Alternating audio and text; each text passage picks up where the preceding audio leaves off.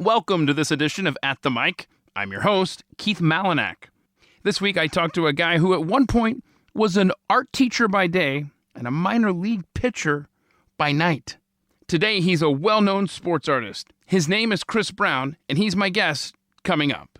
American Pride Roasters coffee, it's the perfect coffee, y'all. No matter which of the dozens of their amazing roasted blends you try. This month, they're featuring the Ben Franklin blend. I hope you'll give that a shot because the Franklin features French roasted Colombian beans that you can serve hot, cold, or even as an espresso.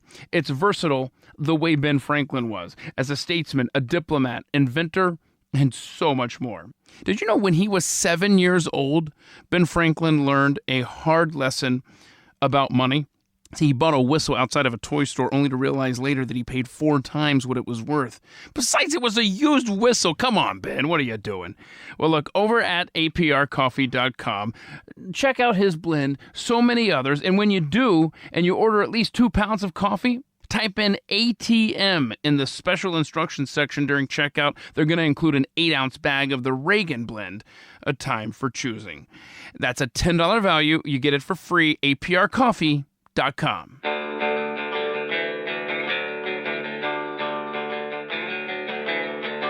You're listening to At the Mic with Keith, an independent podcast production. Chris Brown is my guest this week. He has lived a really amazing life as an award-winning college pitcher, a minor league star, high school teacher, and he's also the official artist for the Louisiana Sports Hall of Fame. He and I are both very accident-prone, so it's no surprise that we met at the physical therapist's office. He sat down recently and had a conversation with me that I hope you'll enjoy on this edition of At the Mic. I'm going to set the scene here. I'm sitting in effectively a garage. Yeah, it's the coolest garage. But in the back is an art studio. And it's the art studio that belongs to Chris Brown, who is my guest today. And I'm telling you, man, I'm surrounded by the coolest sports paintings that I've ever seen. And that is really, I was going to say that's what you do, but that's not all that you do. And we'll obviously cover a lot of ground today. But thanks for being a guest, first of all. Oh, thanks for having me. Absolutely. Yeah, it's a pleasure. And when did you start by the way, let me back up here. He and I met because we injured ourselves. Right. And separate, and yours is more glamorous. Mine's kicking a Nerf football when I tore my labrum on my hip. You were snowboarding and shattered your leg. Yeah. So we ended up talking at a physical therapist, and so I thought, man, this guy sounds cool. It sounds like a very interesting conversation. So anyhow, I appreciate you making time. Oh, thank you. And thanks for having me out here to your studio. When did you discover that you had a talent to paint? Because, I mean, there's a long and winding road that is your life. Yeah. And I was sitting here struggling when we turned the mics on. I couldn't quite figure out how I wanted to begin this. So let's just start with your art talent. Okay. When did you go, oh my gosh, I could do something with this? Well, I mean, because it's strictly, it's for predominantly sports art, right? Paintings of athletes in action. That's kind of how I made my name, right? Okay. Yeah. Well, I mean, all the way back to when, as further back as I can remember. Like, you know, we all start picking up pencils and crayons and those kind of things. I was just one of those kids that spent a lot of time by myself, I guess. And you grew up in McCook, Nebraska, right? Yeah. Small town, western Nebraska. Out in the middle of nowhere. Out in the middle of nowhere. Yeah. Okay. So not a ton to do anyway. Sure. You know? So, but I got into school and I had teachers who praised me on, you know, my drawings. I'm sure that they probably weren't very good, but it's just that continual praise. And like any other kid, you know, you start getting praised for something, you like that, you know, or at least I did. You know, right. I liked being praised for being good at something. And so that just fed the fire. And so started to believe it a little bit, and started to just kept going with it. And It wasn't like an American Idol contestant that's been told their whole life, no, honey, you're really good at singing. And then they end up being embarrassed on national TV. You actually had talent. Then I probably didn't. Okay. But, maybe, I don't know, maybe compared to some of my classmates, I don't know. But Sure. As I progressed through school, then I got into, they called it a Cracker Jack program. So if you got straight A's, which was a miracle that I did, but if you got straight A's, you got to choose a subject to spend more time on. I think this was like 5th grade. We didn't even have an art class at my school, right? So I said, well, I want to do art.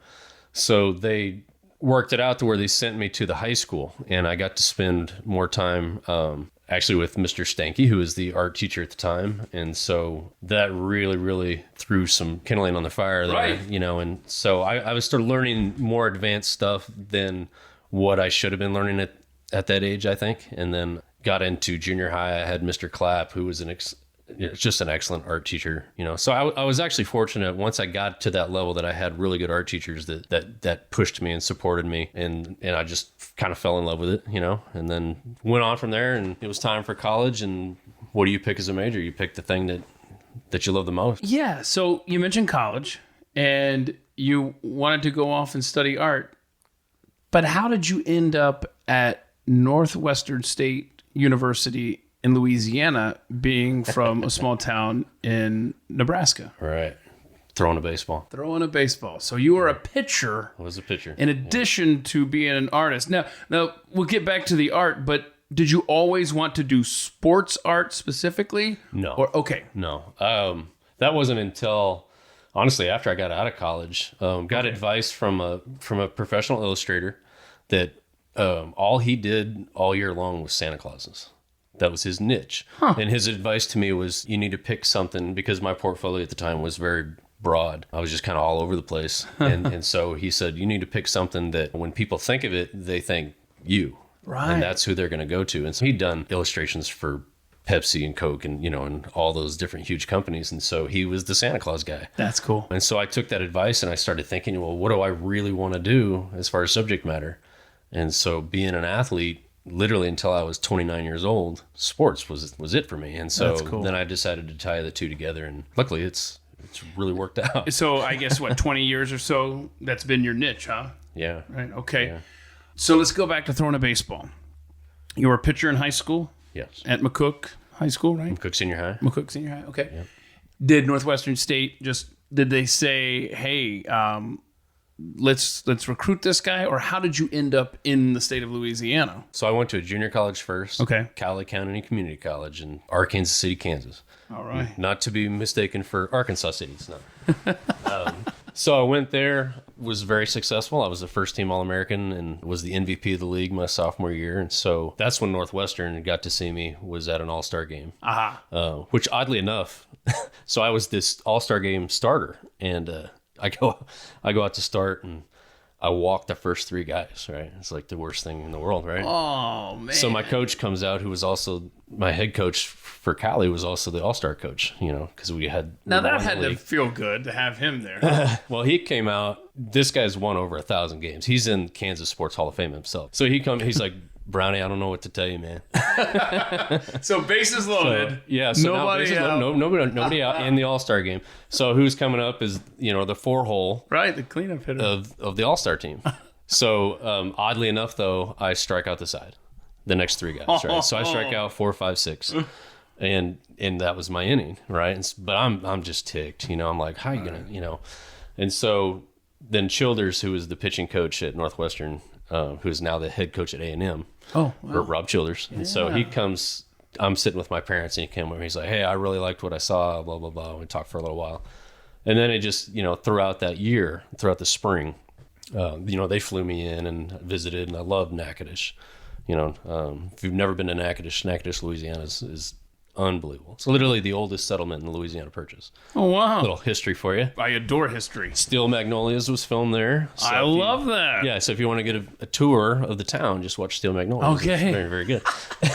Okay. I got recruited by a lot of schools because we had a lot of success, and I was first-team All-American, and like I said, and the scholarship was right for me, and I loved it, and I loved Childers, Van Horn was actually the head coach at the time. Former Nebraska. Right. Baseball. And Childers. They both, oddly enough, they left thought after that my, when you said that. Yep. So they left after my junior year. They get me there. I pitch a year for them, and then they both leave and go to Nebraska, who I had turned down to go to Northwestern. Oh. Right. So I remind Childers of that all the time. I'm like, I turned them down to be with you there. Oh. Van Horn is now the head coach of Arkansas, and Childers is the head coach of A&M. So it's, the last A&M game I went to was Arkansas against A&M. So I got to sit on the field and talk to both of them, which is really cool. How great is that? So, but you fell in love then with the state of Louisiana, huh?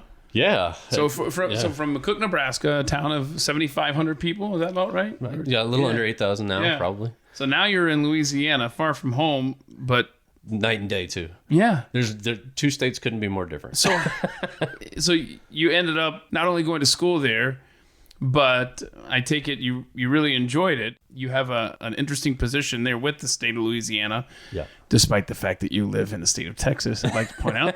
So I like to have the best of both worlds. Right. Yeah. But so you stuck with baseball for quite a while. You were in the Cubs organization, right? Yeah. How did that happen? Got drafted after my senior year. Supposedly they were supposed to draft me after my junior season. Set the strikeout record at my school that year. I had a pretty good year. And then for whatever reason didn't get drafted by them. Come back from my senior year, I broke my back in the fall. So rehab, didn't have any surgery. Pitched my senior year. I did okay. Okay. I wasn't the same pitcher. Oh. How did you break your back, by the way? Squatting. Went down and pop. And then I actually came back up and racked it and just couldn't bend over anymore. So it's excruciating. But so, when you bend over and that bone sticks out, so I broke that completely off. And because we didn't get any x-rays, I never knew. How many pounds was it? It was only 315. I wasn't. Only 315? Well, at the time, that was just repping. Okay, I wasn't maxing out by any means, but it was enough. Right, right. And I think it was one of those situations where it had started to fracture, and that was just it. And that was probably some form problems. It was probably bad form. I can admit that looking back. Right. Anyway, so pitched my senior year, got drafted. Fortunately, went and played for the Cubs. Did pretty well. Okay. I had an ERA under 3 with them. Okay. Yeah. Actually, when I got released, I pitched 10 innings in spring training. 10 innings. Nobody reached base. And then they released you. And I got released. What in the world? But it is what it is, Yeah. So, how many years were you in baseball? In minor leagues? Yeah. 6 years, 6 seasons. What was that like? I mean, we've all seen Bull Durham. Bull Durham's fairly accurate. I mean, let's not say it's all accurate, but it's exciting. There's a lot of thrill to it, and it's a lot of learning. Yeah. But then there's a lot of craziness too. Mm-hmm. Especially like if you get out of organized ball and you get into independent ball, which I did at the end, then you're dealing with a whole different. It's like rules. Let's throw those out the window. So. Played with some different kind of people.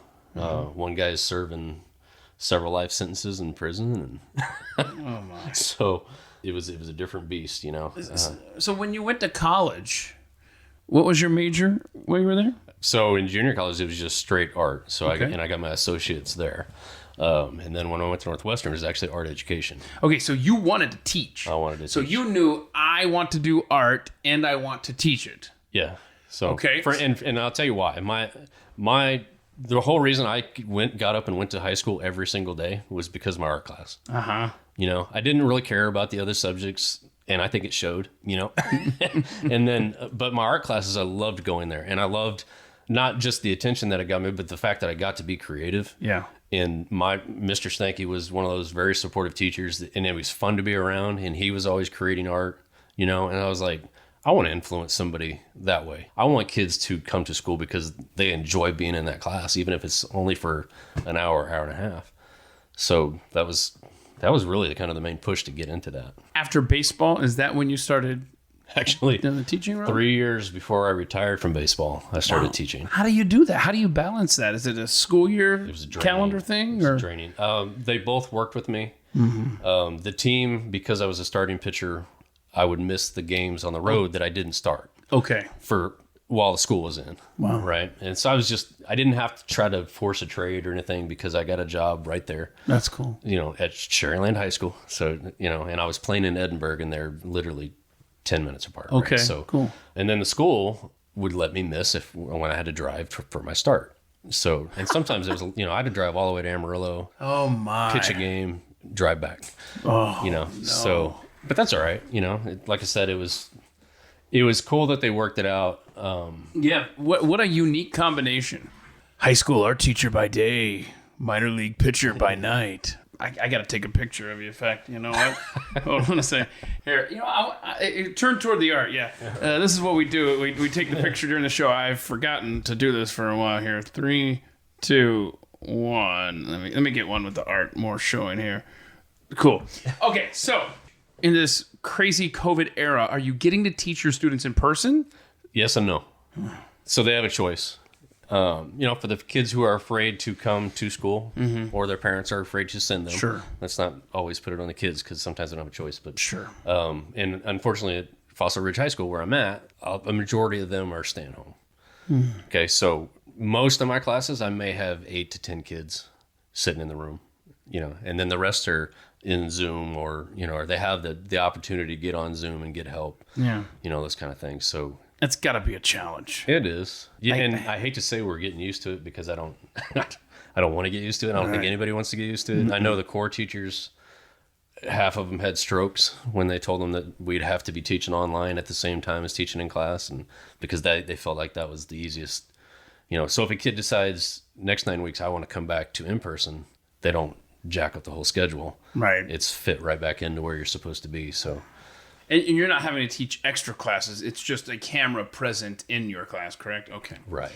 Understood. So at the high school, in addition to teaching art, you're also a baseball coach? So my first 17 years, I coached baseball. I was a pitching coach. Okay. Was able to specialize in just being the pitching coach. Okay. I loved it. I left because I wanted to spend time with my son and my family. It's a great reason. It got to where, and I don't even mind saying this, growing up, my dad was in the oil field, so he was gone all the time. He'd get up before I woke up, come home after I went to bed. And so when it got to, my son would be in bed when I got home, that started hitting me hard, Sure. And let's be honest, I want to be a better dad than I want to be a coach. And so I made that hard decision, even though I was very invested in that and enjoyed it, got a lot out of it, as well as contributing, but I got a lot from it. Sure. It's rewarding, but 5-year-old Maddox, correct? yes. And now I'm gonna risk it here. The name. Greg Maddox. Yes. Yes? No? All right. So that's, well, You're a pitcher. it's worse though. His initials are MLB. Now, was that on purpose? And it wasn't even on purpose. That wasn't on purpose. No, I swear. Everybody I blames love me.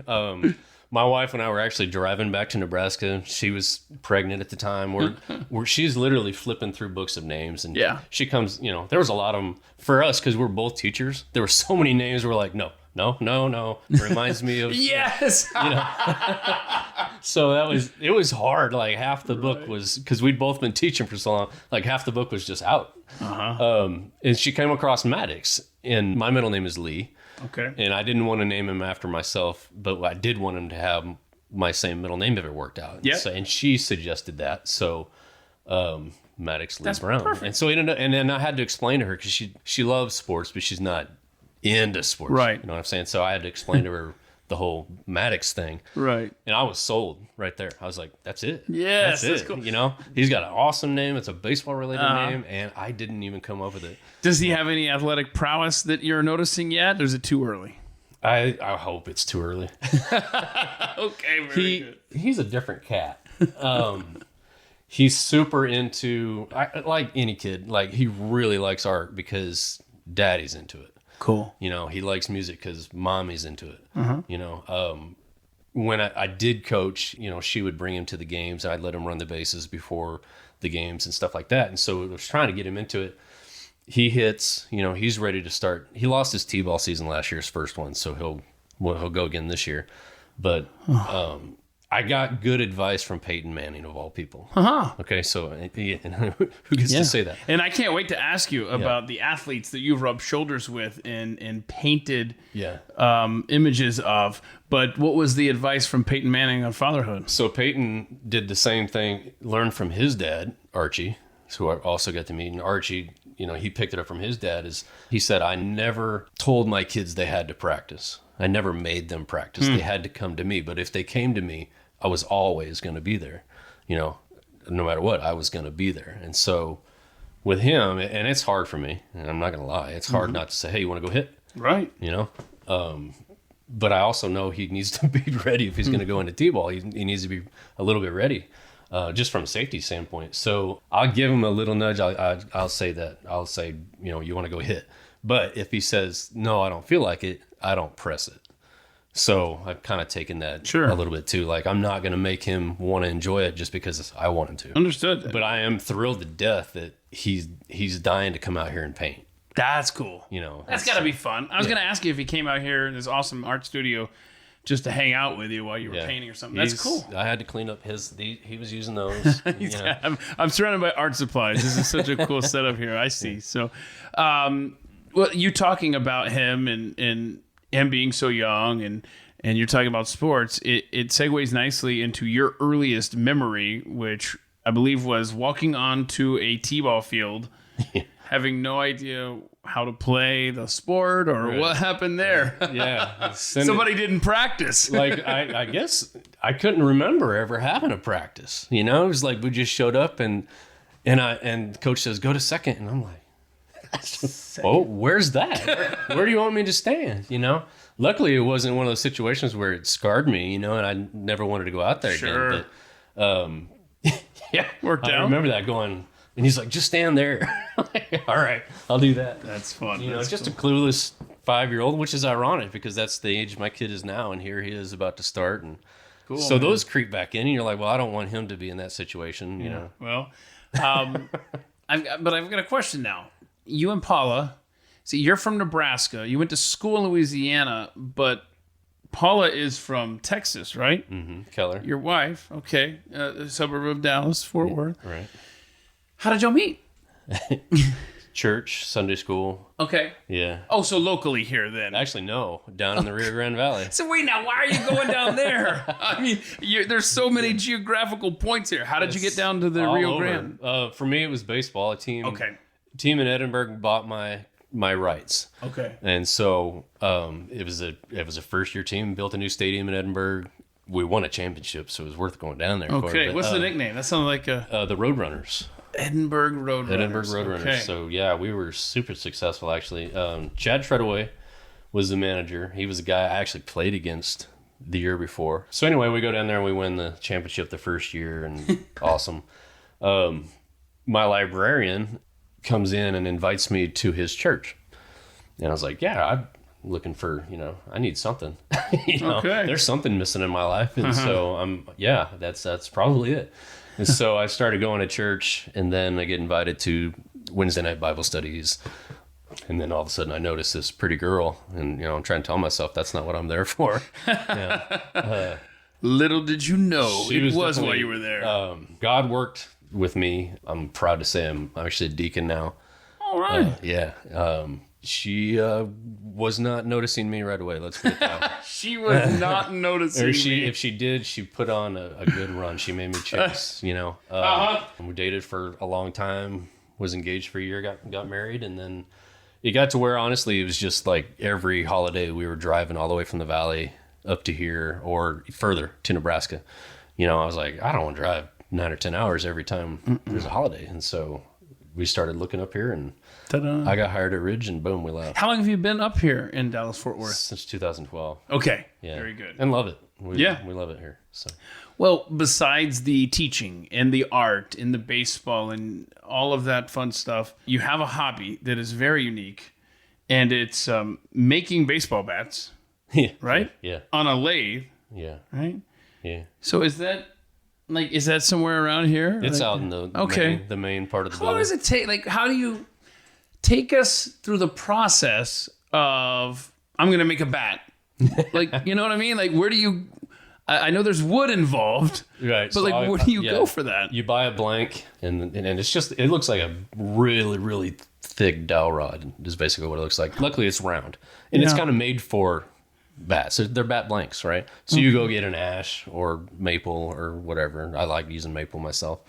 I had one of our elder church members, retired deacon and former vet, took me to his house and showed me how to actually use the lathe and this and that. Oh, cool. You know, and I'm just interested in learning things like that and learning how to do things with my hands and create something, you know, from nothing. You know, that's a great thing about what I do is every time I create something, it's something that never existed on this planet before. Yeah, that's a good point. I like that. Just the pure joy of creating something that didn't exist. That's really cool. You know, so anyway, you start what's called chunking, which is you're just getting the bigger parts of it down. You know, you're whittling it down to somewhat of a shape of a bat. And then when I get to a certain point, that's when I start breaking out all the different sandpaper grit and sanding it down. And then, you know, you want it to feel kind of like glass by the time you're done. Yeah. Are you making it to specs or just making a bat? Some guys are pretty good about, like, they'll have literally a plan, like this should be this thickness here, this. And what I do is I get out some of the bats from minor league teams that I was on, and I just sit it in front of me. Cool. I don't know if it's the artist in me, but I just sit it in front of me and I just eyeball it. I just use that as that's cool, as kind of a template, I guess you could say. And so they're all literally to, you know, pro baseball bat sizes. That sounds like fun. Now, you know, I send the email out and ask a bunch of questions, and you, when it came to the last song you had on repeat, was a national song. Yeah. I was thinking about this when I came out here, and you love the National, the band, okay? I do. That seems like the perfect background music for painting. And I've never associated the soothing melodic effects of the National in a garage painting, but I could totally see that back here right now. Yeah. And I assume that that's probably something that you do. It's constant. Yeah? Constant, yeah. Well, I'm huge into music anyway, and so like whether I'm in my classroom or even if when I was coaching, now we had music on the loudspeaker. It was just like, and the whole time I'm teaching, like if I'm not talking to the class, music's playing. Yeah. You know, and we got a nice speaker set up there. Oh, nice. But out here, it's kind of odd, I guess you could say, is because I like to create more to, I guess you'd call them almost sad or depressing kind of music. Yeah. Well, and I appreciated that answer because you said you enjoy sad music. Well, I do too. Yeah. And I feel weird that I do, but I just do. Yeah. And I'm not depressed. You Right. know, it just is something about that mood that for me, at least, it works for me. If I listen to, say, Metallica, which I love, then believe it or not, I'm going to pick up my pace. I'm going to, you know, it actually subconsciously starts to kind of take over a little bit for me. You know, it's not going to be the same for everybody, but for me, you know, and I don't want that kind of energy necessarily in something, you know, maybe there will be a piece that I'm like, yeah, let's rock out and let's, you know. It might be fun to just scratch on the back of your paintings the bands that you were listening to while you were painting those specific. Before we get any deeper, you're highly connected to the Louisiana Sports Hall of Fame, and but I just, like I said, there's so many directions I want to go here, but I want to ask you about, you had a dog, I guess, recently passed away, Rockwell. Yeah, named after Norman Rockwell. How cool is that, man? Yeah, who I've read his autobiography a couple times. He's my favorite artist. Yeah. You know, and so I didn't want to name him Norman. I named him Rockwell. But. So how did the dog you have now, Hank, who's he named after? Hank the cow dog. My wife named him. And it works because he was literally born at some horse stables. We used to have horses. Okay. And she actually helped deliver him. Man, that is cool. The mama was stuck under a shelf and couldn't really help herself. And so my wife actually delivered all the pups. Oh my. But then this one, every time she showed up to feed the horses, would literally climb out of the pen and chase her around. And so he ended up at our house, and you know, now he's part of the family. Yeah. So you're a big reader of Norman Rockwell, like his autobiography, you said. Yeah. Okay. Yeah. Before they moved it out, they had the Boy Scouts of America Museum over Irving. Yeah, right. So they closed it down now, but they used to, because he was such a big supporter of them and he did their magazine covers. They had a whole room of his paintings. I had heard that they were going to shut that down, so I took the day off and went. Yeah. So it was pretty cool to And see. you enjoyed that. Yeah. And Norman Rockwell, by the way, I think it's safe to say that's the person you would like to go back and meet in history. That would be unbelievable. Yeah. You know, I actually do want to stay on him for just a moment, because if most people are like me, you know him from the Saturday Evening Post paintings on the covers and stuff, and it's just Americana, simpler time. The Four Freedoms. Right. So yes, you just know just from the paintings. That's for me, that's all I know. I know him through his artwork. Tell us something maybe we don't know from his autobiography, from his life, that you want people to know about him. You know, I guess I kind of relate, what I said earlier about going to school simply because of my art classes. He took it kind of a step further. He stopped going to high school, and he actually got into more of what's, I guess, considered an art school. Okay. And so, and then if you read in his autobiography, you find out that he even struggled with that, even getting into that, and isn't that fascinating? It is. That some of the most talented people ever, right, the most creative minds, or the people that we know for their profession above others, early on, they weren't recognized. Right. Yeah. Like they didn't. They didn't say this. You're the next LeBron James. Right. Like it just across the board. And two there's so many is examples. and I use this in class all the time because somebody will say I can't do that. They don't know Norman Rockwell, unfortunately, and so I get a chance to tell them. But sure. I'm like, do you understand that this guy's stuff now sells for millions of dollars? He literally, to the point, the day he died, didn't understand why people wanted the originals, didn't understand why it was a thing, and he lacked confidence his whole life. That's another trait of people that are very successful. I just find it very interesting that a guy who was so good and literally at that point nationally recognized and, internationally recognized, would always doubt himself to the point. And I think that's what kept him always producing something really, really good, was he was never satisfied because he had those inner doubts all the time. So it was constant work on getting better. That's fascinating. Yeah. So the Louisiana Sports Hall of Fame, how did you get connected with them? And what is your exact title? I'm actually the official artist of the Louisiana Sports Hall of Fame. The official artist of the Louisiana Sports Hall of Fame, recently featured in Beckett Magazine, which I grew up just every month, sports cards and everything. So how did you get connected with such a prestigious post there? So unfortunately, the previous artist passed away. From what I understand, she went in for a pretty simple eye surgery and didn't make it. So just sure makes you think about life. But so she and her husband had, between the two of them, had done it for 50 years. Right. So that was them. They were the only artist of the Hall of Fame. And so he had passed away and turned it over to her. She had passed away. And then, so right about that time, I had donated some work to Northwestern State University's basketball program to be auctioned off. It did really well. I don't know, it was a smaller piece. I think they got like $3,000 for it. So that helped them, which I was thrilled about because that was my school. Cool. The director of the Sports Hall of Fame was in the audience, saw it. He's looking for an artist. And so it's one of those things where God put it in the right situation all at the right time. Right. So it wasn't one of those things where they said, you got it. It was, are you interested? So I was like, yeah, of course. I'd love to do that. It'd be awesome. And then, I don't know, a month or so goes by. I find out through some connections that it's between myself and the guy that does LSU's Hall of Fame. So, and they liked us both because we were both former athletes. He was a former football player. Both former athletes now doing, and they liked our styles, even though they were entirely different. I found out, did a painting of Hester, the former running back for LSU. Very specific for, I was doing LSU. And I sent him a picture of it, and I said, feel free to compare. And so, luckily, I got the job the next day. I think that was just because it showed I was willing to do, something to get it. I wanted it that bad. So, how long have you been their guy for that? 2009 was the first induction class that I did. Okay. And so I've done, I think over 120 portraits for him already. Yeah. And so is it through that position there, which I guess doesn't require you live in Louisiana, so that's helpful. Right. Like, first of all, how often do you have to go back and forth? I go a couple times a year. Okay.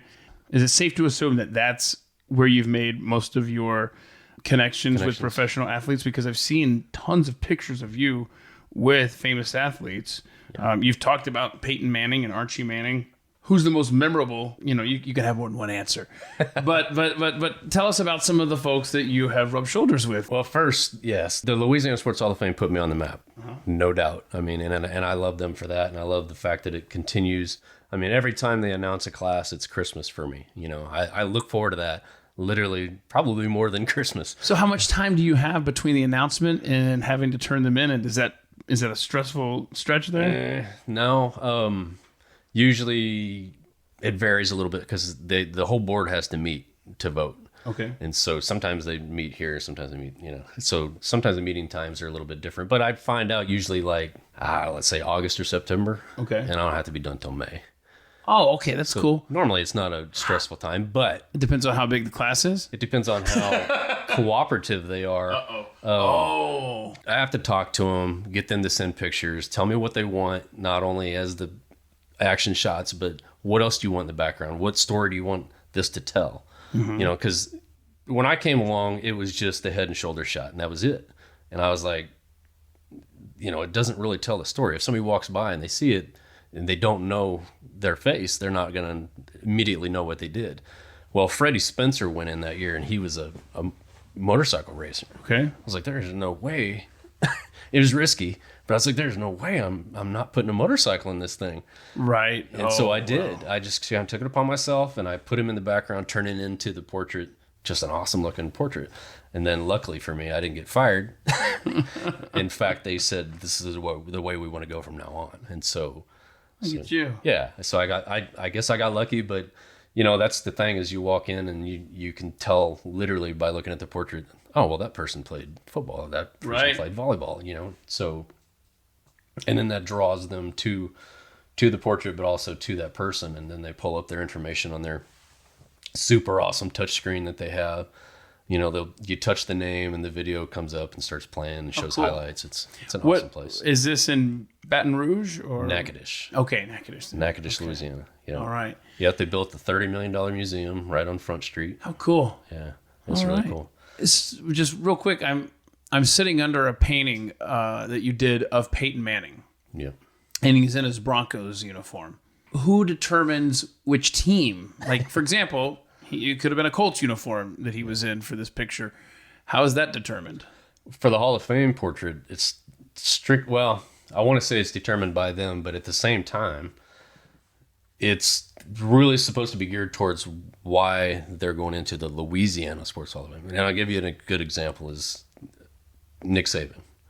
Okay. So you think about Nick Saban now, you think Alabama. Sure. Right.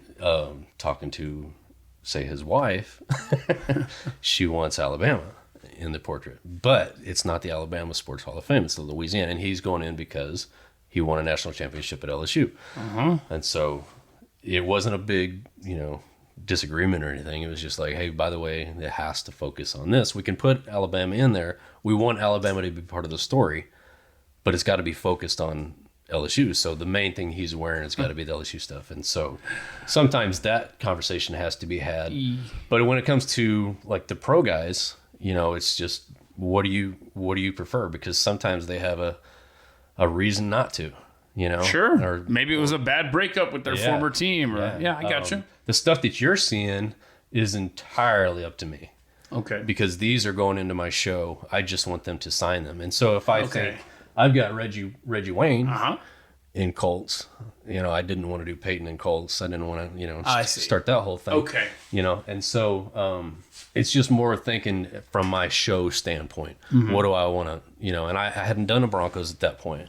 I just started thinking about that and what I just think about what do I want to do, what do I want to show, and if I see a photograph that I'm like, well, I'd really want to do that, then that's kind of what I do. Yeah, this is Jake Delhomme. Love it. Yeah, he's cool too. He was super cool. It seems like it. That's really neat. I'll still send him a text on his birthday. And That's cool. He'll always respond. Peyton was memorable. Shaq was Shaquille O'Neal, yeah. unbelievable. Yeah, that was a fun one. That was, I mean, just pure size anyway. I mean, there's a picture up there above that shelf. You can see how big he is. Oh, man. Yeah, so I'm 6 feet. I was just about to say, you're not a small man. Yeah, My but I look like a jockey next He's to a him. giant. Yeah, How tall is he, Shaq? he says he's 7 foot, but Oh, he's more than that. Yeah, I mean, just looking at that picture alone. I think he was listed at 7'1" or something like that. But How tall is Shaquille O'Neal? Yeah, Sorry. Shaquille O'Neal is 7 feet 1 inch tall. 7'1". Okay, yeah. All right, sorry. but he's also, I got to meet Orlando Woolridge, who was 7 feet. Irving Johnson was 7 feet. So I've met some 7 feet tall guys, but not. I mean, he's like 4 times their weight. yeah, He threw those guys around like ragdolls, Right. And so I literally reached up like this, as tall as I could, and patted him on the shoulder. And I was like, "Hey, man, you're always one of my favorites." And it was like hitting a bowling ball. And I ain't joking. His shoulders were just solid rock. Have you heard? Yeah, I can imagine. Have you heard the fun fact? I'm going to screw this up.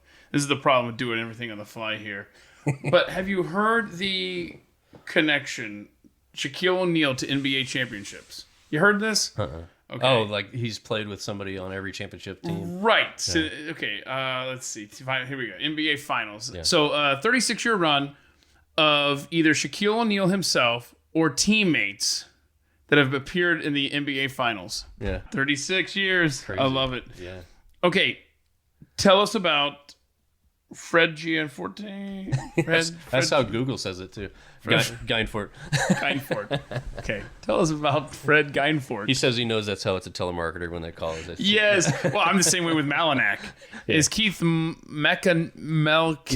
I mean, are you even looking at the page? It's pretty self-explanatory. Anyway, tell us about Fred. So I come back from the off season, right, with the Cubs, and I get a job at a gym. So I'm cleaning weights and this and that, and it was a great place for me to have to work out. So I meet him because he was a fitness guy and heavily into that. And then, so he kind of pulls some strings, I guess, a little bit, or gets me student teaching in his class when it comes up to for my time to do that. And so we became really, really good friends, learned a ton about teaching from him. I would say now he's one of my best friends for sure. How cool is that? So we stay when I go to Natchitoches, I stay with him and his wife at their house. And he got me started using, the techniques that I use even to this day. Brought me to Christ. I mean, just you name it, I mean, he's done so much for me. And so, yeah, he's a big part of my life. Right. And so, I give him a lot of credit for a lot of the ways that I am now. Obviously he's super, super helpful in my life. Maybe I should have led with this, but I've waited till now in the podcast to reveal that this artist that I'm talking to is colorblind. Yeah. Yeah. Let's just go back to the Peyton Manning painting that I'm sitting under and I'm constantly looking at during this podcast. The color scheme, I mean, I'm very familiar with the Broncos uniform. Everything's perfect. Yeah. How do you get to that point and what degree of color blindness do you have?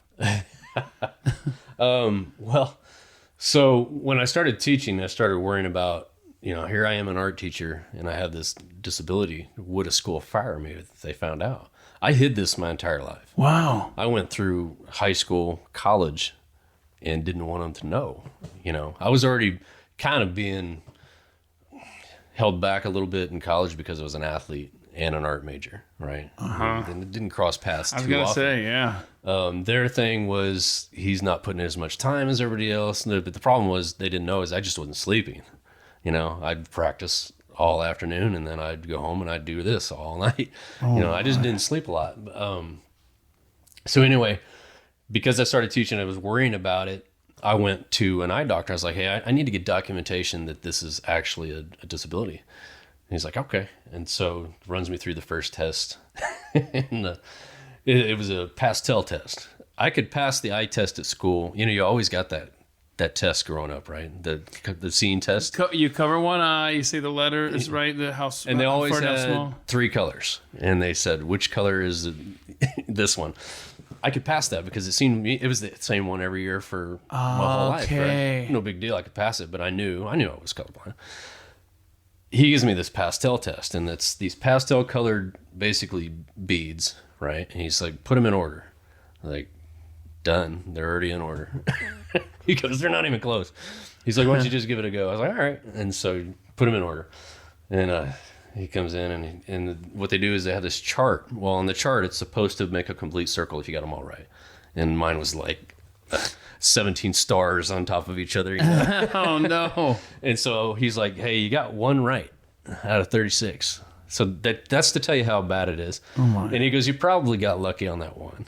You know, and so he was so intrigued by it. This is an eye doctor. He was so intrigued by it. He's like, I'm not even going to charge you for this. In fact, I want to give you another one. So gives me another test, a total different kind, and same thing, 36 colors. I got one right. So it's not quite black and white, but it's pretty close. So then how do you get the colors? LSU, I'm looking at purple and yellow. Steelers, I'm looking at all these vivid colors. Celtics, Colts, Astros, Spurs, the Chiefs, and they're perfect. I know my sports colors and uniforms. I'm looking at the Rockies, the Panthers. They're all spot on. How do you get there? Well, I tell my kids at school I'm really smart, but I'm not. Right. I'm not going to claim to be. I've had to learn a lot how to handle this over the years. Obviously, mixing paint is an issue. I know what I see, you know. I don't know what you see, but I know what I see, you know, and I know how to look at a picture and keep going with it until they look the same, you know. I did, you know, a lot of this is Prismacolor. Are you familiar with Prismacolor? I'm not. Prismacolor is like a colored pencil that 99% of the people on the planet use wrong. Okay, so it's not meant to be used like a regular colored pencil. Okay. All right. Most people do. So if you pull up Prismacolor off on Google, it's just going to look like regular colored pencil. Frankly, garbage. All right. So I bet they're expensive. They sound expensive. They're a couple bucks a piece, you know, each pencil. So the whole idea behind a Prismacolor pencil is it's supposed to, as you work and cause friction, it heats up. It's made of wax and it melts the color together. Okay. So it's literally taking the paint that's in a pencil and working it to where it heats up and melts together. So it's color melting together. Huh. Right? That's how you're supposed to do it. And I've actually taught workshops to adults on this. I spend the first hour telling them how, you know, everything that you thought about this is wrong. So, but then you look at these other things like the background of Les Miles right here. That's acrylic paint. So I still use Jesus over there, the big one. That's all acrylic paint. Okay. And that's an impressionist style that I'm just playing with, basically. It's incredible. Oh, thank you. Tell me it's already finished. No. My goodness, because it's already... It's pretty close, but that's 5 hours in is all. So 5 hours? Yeah, I was using a big brush. That is... Okay, you're very talented. I realized pretty early that with undertones, artists out there will understand what, you know, like in skin tones, for example, there are undertones in the flesh, okay? So I can't necessarily see whether I'm covering up reds or greens or sometimes even blues.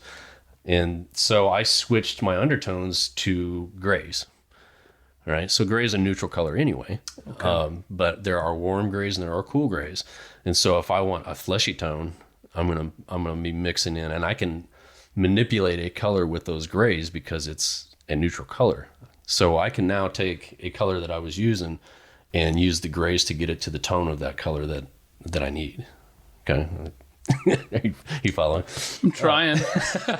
And so I use that to my advantage. Okay. But again, I know what I see. So that's just it. Yeah. As long as it's what you see, you have your own, I guess, code. Yeah. In your mind's eye. Here's something that's unique is like because the Prismacolors say the name on it, right? They always have the name on the pencil. If you were to look into one of my pencil bags, which I have 5, if you opened it up, you would notice every single one sharpened from the opposite end. So every time I pick up the pencil, whether I know it's the right pencil or not, my habit is to look at the name so I don't accidentally use the wrong color. That's interesting because I was wondering because I have so many questions and I'm just gonna rapid fire them here. Okay. Yeah. So let's see if we can remember them all.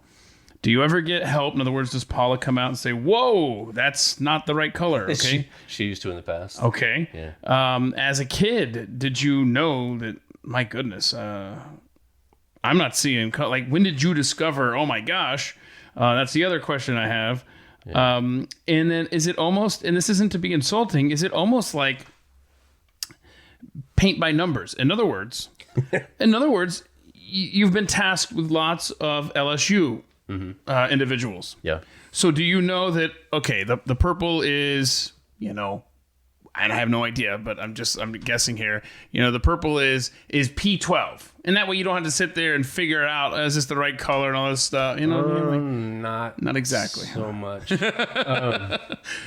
Because I think that would take too much intelligence and memory for me. Yeah, okay. You'd have a little code book or something, or spreadsheet. So I do keep all my pencils in different cases. I have my skin tones in this one. Well, two different ones. My skin tones are very, very broad, and I've expanded even a little bit. I even, depending on the person, obviously there's probably 10 to 12 different colors that I use on anybody, just in the skin tones, okay, to get to where I need to get. And recently I've even added lilac of all colors in my skin tones, so not all of them. Some of them doesn't call for that, but let's just say African American people sometimes, if the lighting is in a certain way, because they're not all the same either. I mean, right. There's so many different ranges. But if I see this color here, and I never would have thought to use lilac until I myself said, I wonder what this would look like mixed with these colors. And so because I'm already using different browns, and I've got reds in there. There's so many varieties, but with the lilac on top of some of those areas in certain spots, it works perfectly for me. I do tell you this. One of my college roommates is actually an eye doctor now, right? Which is funny. He knows more about colorblind people than anybody else I know. And so, remember, I tried to hide this. So a guy from Louisiana calls me, and he's going to do an interview, right? And so in the middle of the interview, he says, "So I understand you're colorblind." Now, keep in mind, all the way up to this point, I had hid this. Like this was my life secret. How long ago was this interview? Probably 4 or 5 years ago. Wow, still keeping it secret. Yeah. Okay. Yeah, it was my life secret. Wow. And so I'm like, who told you that? That was my response. Who told you that? And he's like, I don't remember. And then I was like, where do you live? Oh, no. Right? He tells me where he lives. I said, who's your eye doctor? And it was Pete. And he goes, yeah. Pete is the one that told me. And so then I call up Pete and I said, Pete, let's have a talk. Let's talk about this. And he goes, yeah, man, everybody that comes in here, I brag about how the fact that you're the Hall of Fame artist and you're colorblind. He said, I use it a lot because I get a lot of colorblind people in here. I was like, well, guess what? I just had a guy ask me about it in an interview. And so now I'm fearful at this point, I'm going to lose my job with the Hall of Fame. You got to keep in mind, this was my fear my whole life. And so I literally just brought it up to, I said, hey, this is going to come out in this interview, blah, blah, blah. And because the guy's like, we can leave it out. I was like, you know what, whatever.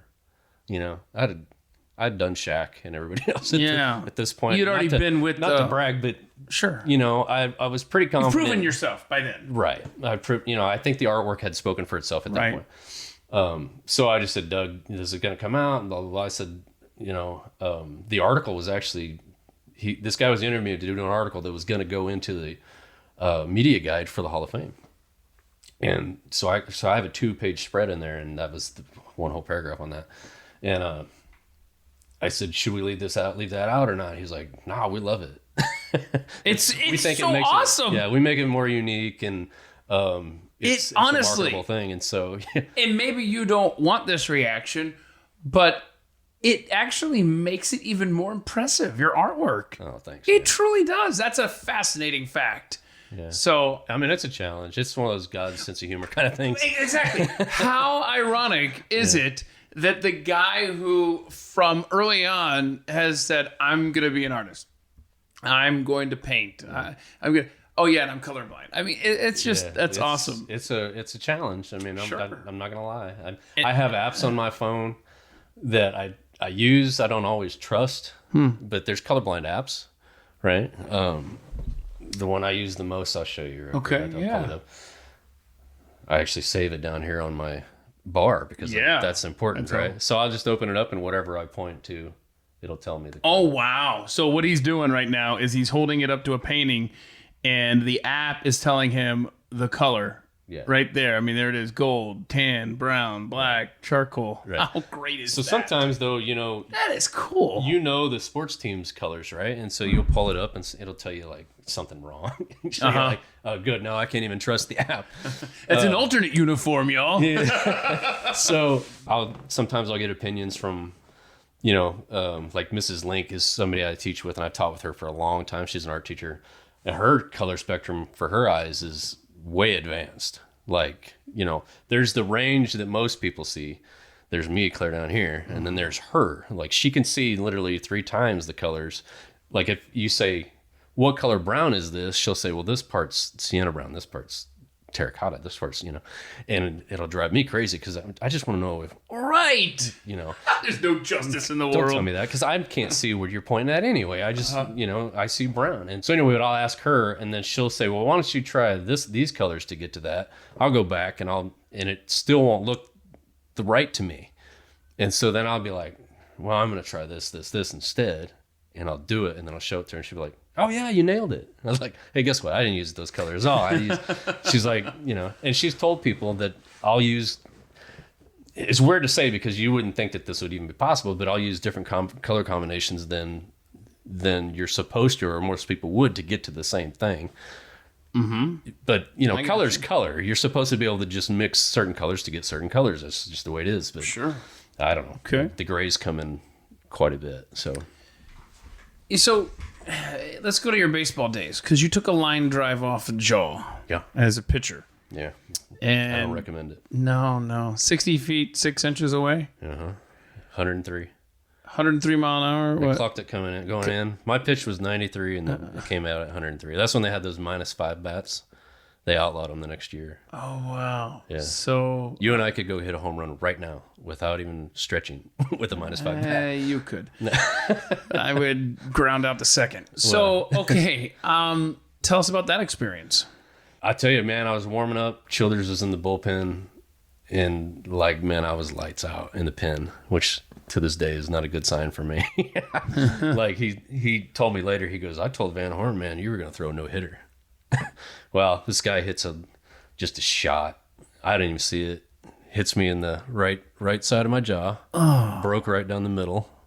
Which they say, the doctor told me that the up by your ears is actually weaker than that. So there was so much compression that it broke right down the middle, kind of like a wishbone. So it hit the side of your face. Hit me here. Your cheek. Ricocheted off, scraped my shoulder on the way out. Okay.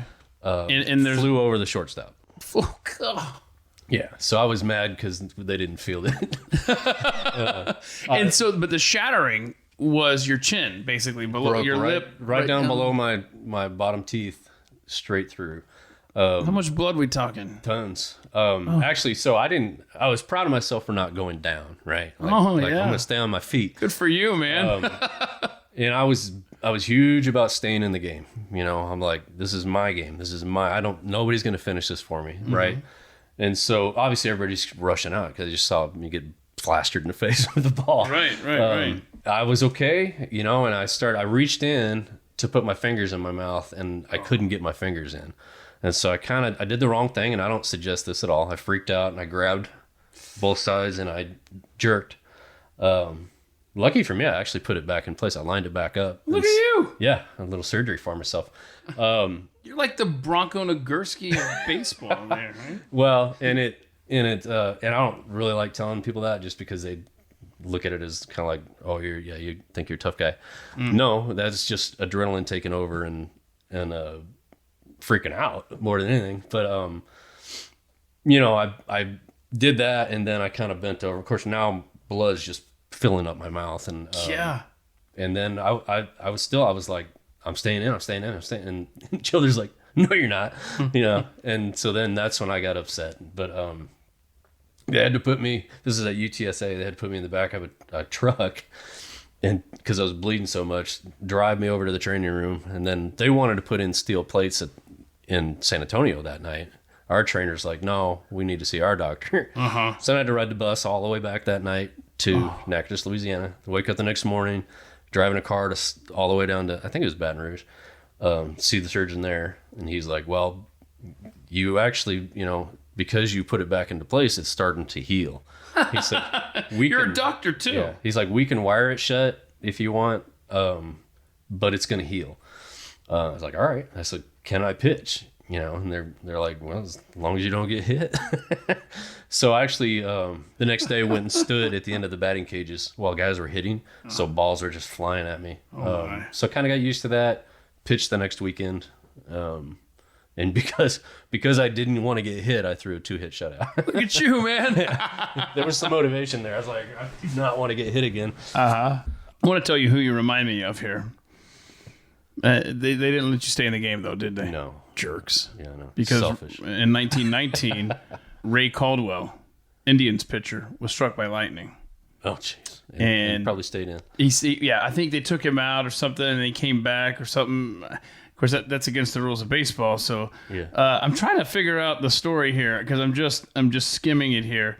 But bottom line is, you are the modern day Ray Caldwell. Not by choice. Yeah, no. So I guess it could have been worse. I mean, you could have been struck by lightning. Yeah, That would have not been good. Let's see. I had a friend who was struck by lightning last year. Oh no, Fishing, down in the bay. that's not good. Shout out to Bart Bickerton. Anyhow, I look up Ray Caldwell. I know he finished the game. I think it was like a complete game or something. That's still crazy though. That is. That's crazy.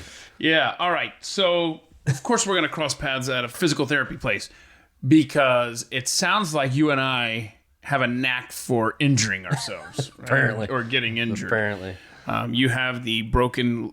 Is it fair to say shattered?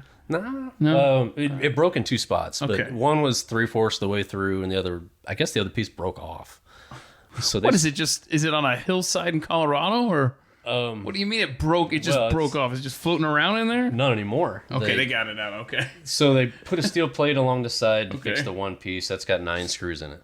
And then they took another screw through the front. Well, they drilled a hole all the way through and went in with a long screw, threaded at the end, and then screwed into the piece that broke off the backside. Oh my. And then that sucked it back up against the other bone.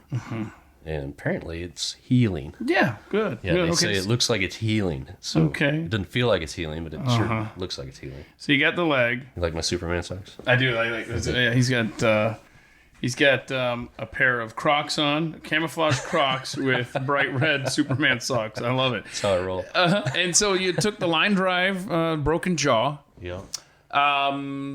broke your back. Broke my back squatting. Any other injuries that we need to know about? Because I'm going through my catastrophic injuries, and right now I've more than doubled you. But go ahead. Wow. I told you, man. I am accident prone. Hard to do. Yeah, but yours are. Those Those are the 3 main breaks. Yeah. I've broken fingers. I wrestled in high school, so I Yeah. broke a lot of fingers. I didn't. Yeah, Broken count my those. toes a few times. Not my big toe, but my middle toes. Oddly Yeesh, enough. yeah. But fingers and toes, I think are. Not I don't that big a count deal. those. Right. Yeah, because They're just small. like literally, like I haven't done this in a while, but one day I was thinking of all the different broken fingers and stuff like that, and I think I've determined I'm either as many broken as never broken, or just maybe a little bit more. I'm telling you, man. I mean, look right there. If you're looking at my fingers there, Oh, yeah. I tried to chop them off with a hedge trimmer. I am not a smart person. I didn't even What are you count doing? that. You, like Being stupid. fixing it? Something got clogged up. You're reaching in there to get it? Yeah, let's just say that. No, it's not that glamorous. And a lot of the people listening to this podcast will be familiar with those exploits as I shared them on Twitter back in the day. But let's just say I wasn't thinking for a moment as a... That's what gets us all. yeah, an electrical cord was getting dangerously close to the teeth as I was in the process of cutting the hedges. Now I'm picturing it. And just reaching for it and not thinking... So you were getting the cord out of the way? Yeah, I was trying to get the cord out of the way. And I was more concerned about the cord than the slashing teeth that were nearby. I don't know. And I was home alone. Oh, yeah. I was home alone. Of Did you course drive, I was. drive Yeah. yourself to the hospital? And I had to run all the way into the house to the way back. Yeah, so I grabbed these nasty We don't need to focus this whole podcast on me. I mean, I could literally sit here for hours of all my injuries, but I just remember grabbing the nearest like old radio station T-shirt that I'd worked at 20 years ago. That was in the garage. That was full of blood, pretty. Oh yeah, and I just had to squeeze it the whole way, and I had to run to the back of the house to get my keys and my wallet, and then drive myself to the ER, and it was. Did you get blood all over your car? Time. I did not. I did a great job of keeping that. I think I sat on it. At least you kept your priorities right. Yeah. But I remember walking into the ER. I remember there was an episode of Friends on, and I just remember trying to focus on it while I was waiting for them to call my name, and I think I nearly passed out just standing there watching the TV, and this nurse guy came up just in time and took me back there. How many fingers? All 4? 3 of them.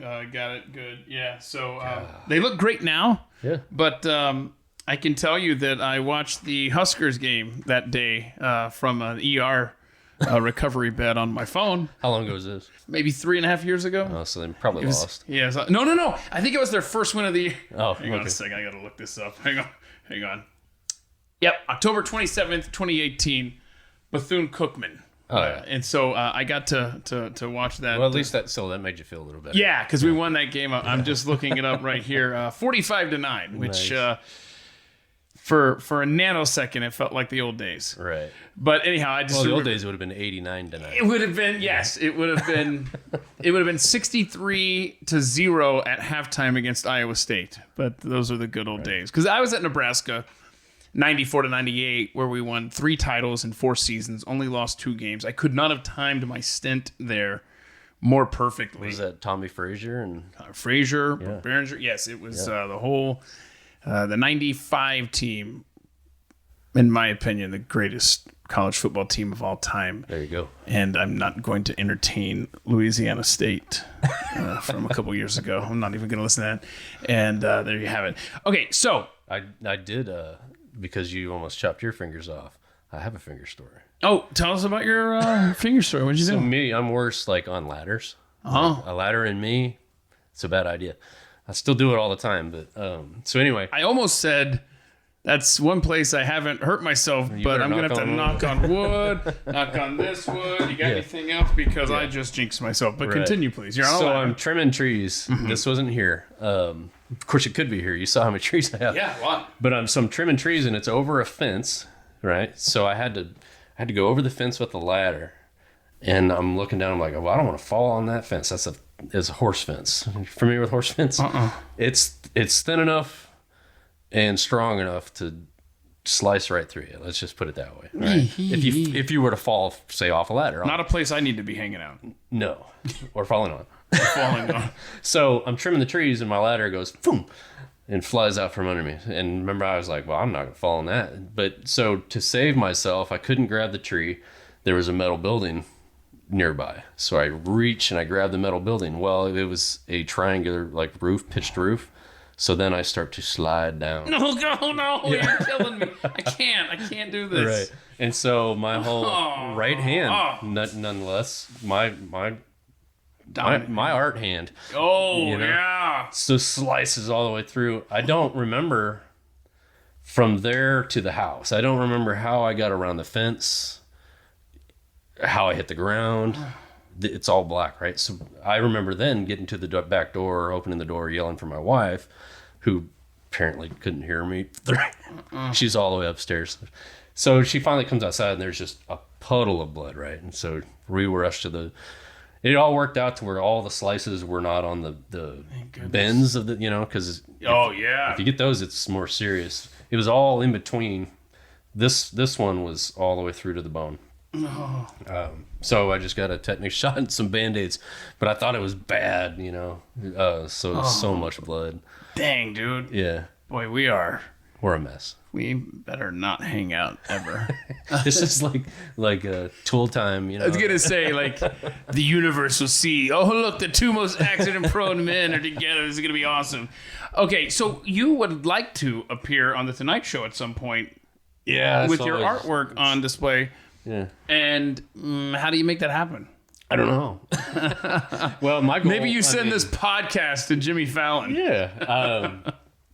I've always tried to let my artwork kind of speak for itself. You Yeah. know, I figure the more I accomplish, the more, the chance of that happening. It's just one of those things, it's just like people will be like, well, why? Why would you want to be on there? But, they used to have artists on there once in a while. They'd have a mixture of, it seems like lately it's just all been celebrities, but they used to kind of have a mixture. So I grew up seeing, cartoonists on there and, Cool. They'd have Dave Schultz or whatever, they'd have them on there. And so it would just be one of those monumental kind of, you made it kind of things. That's cool. Yeah, okay, well, let me know how I can help you with that. I appreciate I have that. zero connections up there, but at least you'll have this podcast to send to somebody, Yeah. I don't know. Right. Okay, so if people want to check out your artwork, you've got chrisbrownsportsart.net. chrisbrownsportsart.net. Mm-hmm. You're on Twitter at cbrownsportsart. Yeah, you can't fit the whole thing on there. Yeah, they're very limiting over there. Yeah. Let's see. Instagram, it's Chris Brown Sports Art. Yeah. Facebook, Chris Brown Sports Art. Everybody catching the theme here? Yeah. So if someone's listening right now and you want them to remember one thing, would it be the website, chrisbrownsportsart.net? Is it? I always want to push traffic to my website. Okay. But Instagram would probably be the second place. Okay.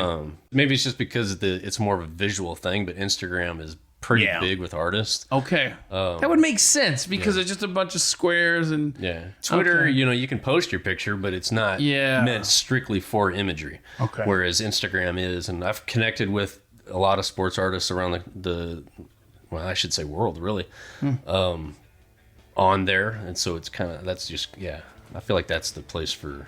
Okay, for Instagram, art. Chris Brown Sports Art. Man, I appreciate this, you sitting down, and we're going to have to get together for a Husker game or something at some point. Yeah, thanks for having me. Yeah, it's been fun. Yeah, anything that I have forgotten to cover here that you wanted to chat on, or are we good? I think we're good. All right, Chris Brown. Please check out his work, chrisbrownsportsart.net. Thanks so much, man. Thanks for having me. It was really great getting to know a fellow Husker fan like Chris. I hope you enjoyed that conversation as much as I did.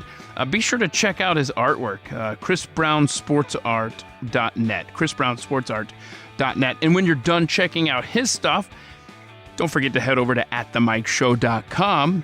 Mike is spelled M-I-C, atthemikeshow.com. When you go there, you can find archived episodes you can share with your friends.